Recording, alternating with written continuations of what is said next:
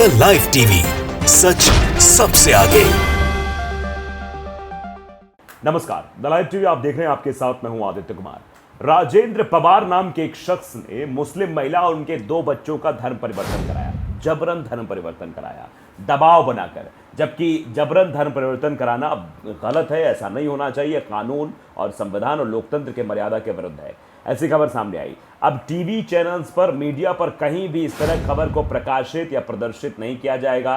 कोई debate show इस पर आयोजित नहीं किया जाएगा। कोई एंकर चिल्ला चिल्ला कर ये नहीं बोलेगा। देखिए किस तरीके से मामला सामने आया है कि एक हिंदू शख्स ने मुसलमान औरत और उनके बच्चों को जबरन धर्म परिवर्तन कराया। कहीं भी कुछ नहीं होगा कि ये एक मुसलमान के साथ घटना घटित हुई है। अगर यही किसी हिंदू के साथ ऐसा हुआ होता तो अब तक प्रोपेगेंडा मच जाता, हिंदूवादी संगठनों का हो हल्ला शुरू हो जाता। वो चिल्लाना शुरू कर देते, बड़बड़ाना शुरू कर देते, सोशल मीडिया पर चिल्लाते, सड़क पर आकर चिल्लाते और फिर इस पर डिबेट शोज भी चलने लगते, एक नैरेटिव सेट होने लगता और फिर इसको एक प्रोग्राम भी बनाया इस पर जाता। ये सब कुछ होता, लेकिन फिलहाल इस खबर पर कुछ नहीं हुआ है। आप देखिए, ये ट्वीट किया गया है कासिफ असलान की तरफ से। उन्होंने लिखा कि उत्तराखंड, देहरादून, 26 वर्षीय मुस्लिम महिला और उसके 8 और 3 साल के बच्चे का जबरन धर्म परिवर्तन कराया गया है। ये खबर सामने आई कि जबरन उसका और उसके बच्चों का धर्म परिवर्तन कराया गया, जिसका महिला ने न सिर्फ विरोध किया बल्कि पुलिस में शिकायत भी की। जिसके बाद धर्म परिवर्तन कराने वाला 35 वर्षीय राजेंद्र पवार पर धर्मांतरण विरोधी कानून के तहत मामला फिलहाल दर्ज कर लिया गया है। अब उसके खिलाफ कार्रवाई की बात की जा रही है, लेकिन सवाल यही है कि आखिरकार ऐसे लोग जो इस तरीके के काम करते हैं उनके ऊपर कार्रवाई ही नहीं होनी चाहिए। उनके मकसद को भी पता लगाया जाना चाहिए कि इसके पीछे उनका रोल क्या है। दरअसल ऐसे लोग जो इस तरीके के कांड करते हुए नजर आते हैं, इनका एक पूरा गिरोह होता है, जिनका एक सिद्धांत होता है कि इस सिद्धांत के आधार पर हम ये प्रोपेगेंडा फैलाएंगे, इस तरीके से धर्म परिवर्तन कराएंगे और उसके बाद इसको चलवाएंगे। यही जो है इन लोगों का काम होता है। देखिए खबर भी आपको हम दिखा रहे हैं। ये जर्नल मिरर पर खबर है, वहाँ पर लिखी हुई है कि देहरादून मुस्लिम महिला एवं उसके 2 नाबालिग बच्चों का धर्म परिवर्तन कराया गया है। पुलिस ने राजेंद्र पवार के खिलाफ FIR दर्ज की है। राजेंद्र पवार ये वही शख्स है जिसने उन महिला और 2 बच्चों का धर्म परिवर्तन जबरन करवाया। उत्तराखंड में पुलिस महिला एवं उसके 2 नाबालिग बच्चों का जबरन धर्म परिवर्तन कराने का मामला सामने आया है, जिसके बाद पुलिस ने आरोपी के खिलाफ फिलहाल FIR दर्ज कर ली है। मामला देहरादून का है, जहां पर एक 26 वर्षीय मुस्लिम महिला एवं उसके 8 और 3 साल के 2 बच्चों को जबरन हिंदू धर्म में परिवर्तित कर दिया गया। सोशल एक्टिविस्ट काशिफ अरसलान के अनुसार धर्म परिवर्तन का महिला ने न सिर्फ विरोध किया बल्कि पुलिस में शिकायत भी की, कि जिसके बाद धर्म परिवर्तन करने वाला 35 वर्षीय राजेंद्र पवार पर धर्मांतरण विरोधी कानून के तहत मामला भी दर्ज किया गया है। एक वरिष्ठ पुलिस अधिकारी ने हिंदुस्तान टाइम्स को बताया कि इस मामले में उत्तराखंड धार्मिक स्वतंत्रता अधिनियम से संबंधित धाराओं और भारतीय दंड संहिता IPC की धारा 506 आपराधिक खतरा के तहत 15 जून को नेहरू कॉलोनी पुलिस स्टेशन में मामला दर्ज किया गया था। नेहरू कॉलोनी पुलिस विभाग के प्रभारी लोकेंद्र बहुगुणा के मुताबिक मामले की जांच जारी है। फिलहाल अभी तक कोई गिरफ्तारी नहीं हो पाई है। मामले की जांच चल रही है, लेकिन मामला अब कहीं दिखाई नहीं देगा। इस मामले को दबा दिया गया है। ये मामले ऐसे ही दबा दिए जाते हैं। जब भी कोई ऐसा मामला आता है, इन सबको जो है दबा दिया जाता है। ये खबर बाहर नहीं आने पाती है।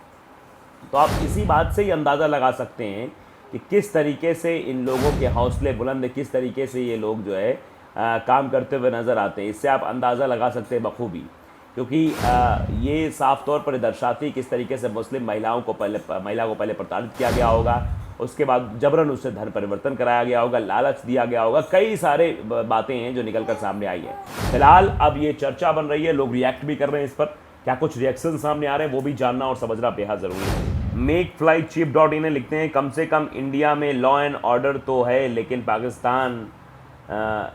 अफगानिस्तान में फोर्सफुली कन्वर्जन होते हैं हिंदूज के, फिर भी वहाँ किसी गवर्नमेंट ऑफिशियल में दम नहीं है कि एक्शन ले सके जिन्होंने कन्वर्जन कराया होता है। ये चीज़ें भी लोग लिख रहे हैं। मतलब भारत देश की बात न करके पाकिस्तान की बात कर रहे हैं यहाँ पर लोग। तो ये सब लोग वही हैं जो इस खबर को दबाना चाहते हैं, जो इस खबर को सब सामने नहीं आने देना चाहते। नरेंद्र ठाकुर नाम के हैं, जब हिंदू महिलाओं का जबरदस्ती धर्म परिवर्तन करा दिया जाता है, बाद में उन्हें मार दिया जाता है तथा उन्हें आतंकवादी का दर्जा दे दिया जाता है, तब तुम लोग क्यों नहीं सामने आते? ये साजिश है हिंदू को फंसाने की। आप समझिए, अब ये कहा जा रहा है कि हिंदुओं को फंसाने की साजिश है।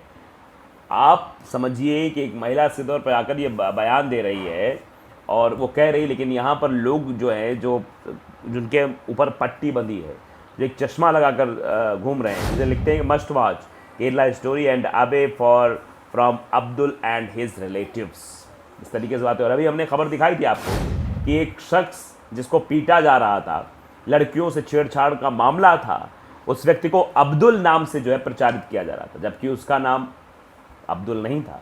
वो एक हिंदू लड़का था जिसकी पिटाई हो रही थी, जो मतलब छेड़खानी कर रहा था। आशीष दीक्षित लिखते हैं कि ऐसे सभी लोगों को सज़ा मिलनी चाहिए जो धर्मांतरण करते हैं। भारत में धर्मांतरण में पूरी तरह से बंद होना चाहिए। धर्मांतरण जो हो रहा है इस पर बैन लगना चाहिए, ये बात एक शख्स कह रहा है। नाजिर वारसी लिखते हैं कि धर्म परिवर्तन जबरन कराया जा रहा है, ये कहाँ का कानून है? क्या इसी को लोकतंत्र कहते हैं? ऐसा तो राजतंत्र में भी नहीं हुआ था। सबको अपने मजहब पर रहने का हक है, मतलब सब लोग अपने मजहब के हिसाब से, अपने धर्म के अनुसार काम कर सकते हैं। इस पर एक्ट भी बना हुआ है। अब अंदाज़ा लगा सकते हैं किस तरीके से काम हो रहा है। सरवन कुमार शर्मा लिखते हैं उम्र 26 साल, बच्चा 8 साल का, ये क्या हो रहा है? क्या वो 18 साल की उम्र में माँ बन गई थी? बेवकूफ़ को सोच समझ कर लिखते।